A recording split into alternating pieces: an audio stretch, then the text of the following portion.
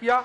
और इस बजट में मुझे सदन को बताते हुए बड़ा हर्ष हो रहा है अध्यक्ष महोदय कि विभिन्न विभागों के टेक्नोलॉजिकल इंटरवेंशन के लिए ही कुल मिलाकर 266 करोड़ रुपए का आर्थिक प्रावधान किया गया है, जिससे सुशासन और पारदर्शिता को हम सुनिश्चित कर सकें। अध्यक्ष महोदय, तकनीकी पर आधारित ये रिफॉर्म और ये सुशासन, ये जो रिफॉर्म्स होंगे और ये गवर्नेंस होंगे, यही हमारे जीडीपी के केवल 5 साल में 2 गुना तक लक्ष्य जो हमारा है 5 लाख करोड़ के जीएसडीपी से 10 लाख करोड़ के जीएसडीपी तक पहुंचने का, उसका आधार होगा तकनीकी आधारित रिफॉर्म्स और गुड गवर्नेंस। उसी के माध्यम से हम अपनी जीडीपी को आने वाले 5 सालों में दुगना करके दिखाने की बड़ी चुनौती को स्वीकार की है अध्यक्ष महोदय। अध्यक्ष महोदय, तीसरा हमारा पिलर है अधिकतम कैपेक्स, पूंजीगत व्यय को अधिकाधिक सुनिश्चित करना। अध्यक्ष महोदय, किसी भी विकासशील अर्थव्यवस्था के उच्च विकास दर के लिए पूंजीगत व्यय को आधार स्तंभ माना जाता है।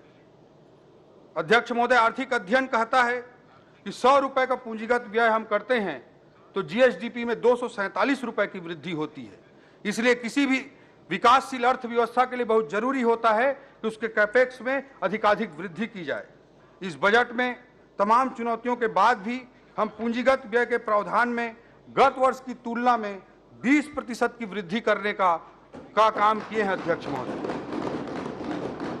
जबकि पिछले 5 सालों में औसतन आप देखेंगे तो कैपेक्स में वृद्धि 5 सालों के औसत में 12% रही है, जबकि इस बजट में हम 20% की कैपेक्स वृद्धि का महत्वाकांक्षी लक्ष्य लेकर इस बजट का निर्माण किए हैं। हमारा चौथा पिलर होगा अध्यक्ष महोदय प्राकृतिक संसाधनों का उचित इस्तेमाल, optimum utilization of natural resources. हमारा छत्तीसगढ़ प्राकृतिक संसाधनों से भरा हुआ है। इन संसाधनों का सुनियोजित उपयोग करते हुए उससे होने वाले लाभों का छत्तीसगढ़ के लोगों के बीच न्यायपूर्ण वितरण सुनिश्चित करना हमारा चौथा पिलर के रूप में इस रणनीति का हिस्सा होगा। हमारा 5वां पिलर होगा अर्थव्यवस्था के सेवा क्षेत्र की नई संभावनाओं पर जोर। छत्तीसगढ़ के प्राकृतिक सौंदर्य के अनुरूप इको टूरिज्म सर्किट विकसित करना, 5 शक्ति पीठों को विकसित करके धार्मिक पर्यटन को बढ़ावा देना, आईटी सेक्टर की स्थापना, हेल्थ डेस्टिनेशन के रूप में छत्तीसगढ़ को विकसित करना, wedding destination, business tourism, conference destination जैसे नए उभरते संभावनाओं का लाभ प्रदेश को मिल सके, इसके लिए रोड मैप तैयार करेंगे।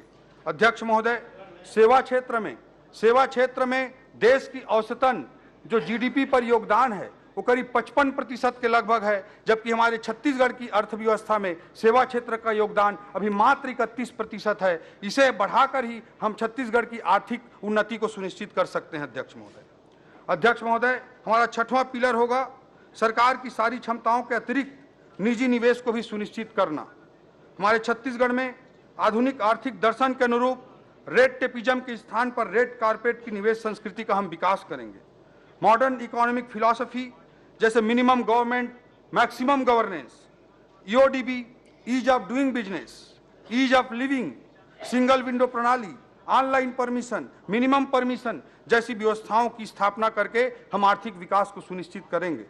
इसी तारतम्य में पीपीपी अर्थात पब्लिक प्राइवेट पार्टनरशिप के आदर्श प्रयोगों के लिए नीति आयोग, अखिल भारतीय प्रबंधन संस्थान आईएएम्स जैसे विशेषज्ञ संस्थाओं का हम सहयोग लेना सुनिश्चित करेंगे। इन सब सहयोग लेते हुए जो प्राइवेट इन्वेस्टमेंट है उसको भी बढ़ावा देने का हम काम करेंगे। हमारी रणनीति का 7वां पिलर होगा अध्यक्ष महोदय focus on Bastar and Surguja.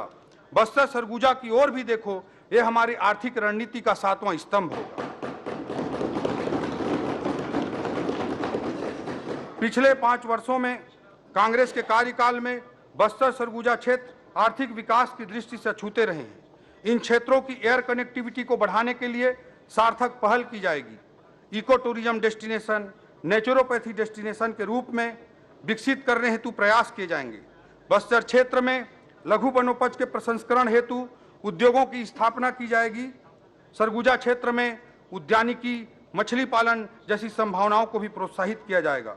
इस प्रकार समन्वित प्रयास करते हुए इन क्षेत्रों की आर्थिक संभावनाओं को पूरी तरह से मूर्त रूप प्रदान किया जाएगा। यह हमारी रणनीति का 7वां स्तंभ होगा अध्यक्ष महोदय। हमारी रणनीति का 8वां स्तंभ होगा डीडीपी, डिसेंट्रलाइज्ड डेवलपमेंट पॉकेट्स, विकेंद्रीकृत विकास पॉकेट्स की स्थापना करने पर हमारा जोर होगा। छत्तीसगढ़ का उत्तरी भाग, मध्य मैदानी भाग और दक्षिणी भाग की अपनी अपनी अलग अलग आर्थिक विशिष्टताएं हैं।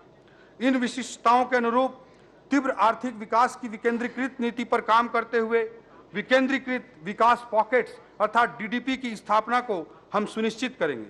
रायपुर, भिलाई जैसे क्षेत्रों की अपनी अलग विशिष्टता है, इसलिए इसके आसपास के क्षेत्रों को स्टेट कैपिटल रीजन के रूप में विकसित करने की योजना तैयार की जाएगी। इस क्षेत्र को विश्व स्तरीय IT sector, wedding destination, education destination, health care destination के रूप में विकसित करने की हमारी रणनीति होगी। नवा रायपुर अटल नगर में इस बजट में लाइवलीहुड सेंटर ऑफ एक्सीलेंस एवं दुर्ग में सेंटर ऑफ एंटरप्रेन्योरशिप, दुर्ग जिले में सेंटर ऑफ एंटरप्रेन्योरशिप की स्थापना करने का लक्ष्य रखा गया है। इससे दुर्ग भिलाई में आईटी सेक्टर को प्रमोट करने का, उसको प्रोत्साहित करने का हमारा क्रांतिकारी प्रयास होगा।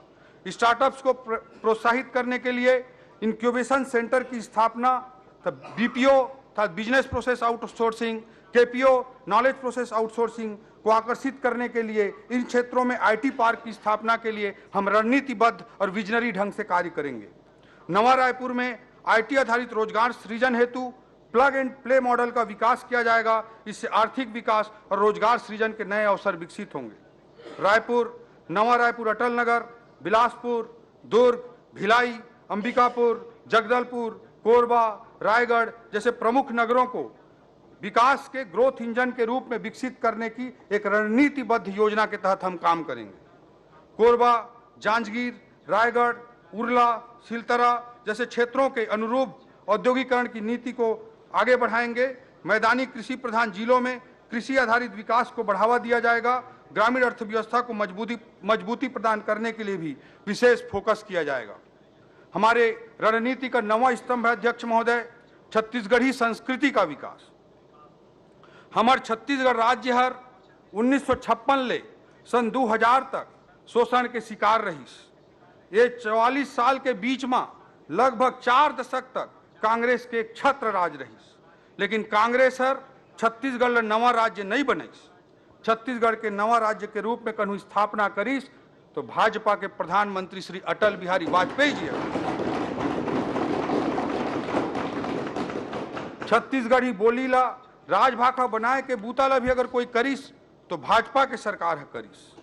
और अवैया बेरामा छत्तीसगढ़ के बानी, भाखा, तीज, तिहार, परंपरा, संस्कृति, साहित्य ल सब ला आगू बढ़ाए के बूता पर हमार संकल्प है अध्यक्ष महोदय। हमार जो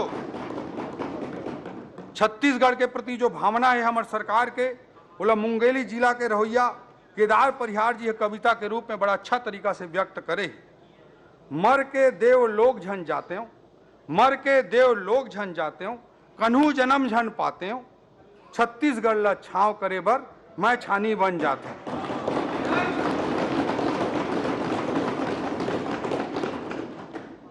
कवि की कल्पना है और यही हमारी सरकार की कल्पना है, हमारी सोच अध्यक्ष महोदय कि मरने के बाद हमको कोई देवलोक नहीं चाहिए, मरने के बाद हमको कोई पुनर्जन्म नहीं चाहिए। हम छत्तीसगढ़ को छांव करने के लिए छानी बनना चाहते हैं अध्यक्ष महोदय, यही हमारे सरकार की भावना है अध्यक्ष महोदय। हमारी रणनीति का 10वां स्तंभ होगा क्रियान्वयन का महत्व, इंपॉर्टेंस ऑफ इंप्लीमेंटेशन। अध्यक्ष महोदय, हितोपदेश में एक श्लोक है, उद्यमेन ही सिद्ध्यंति कार्याणि न मनोरथ है, उद्यमेन ही सिद्ध्यंति कार्याणि न मनोरथ है, न ही सुप्तस्य सिंहस्य प्रविशन्ति मुखे मृगा।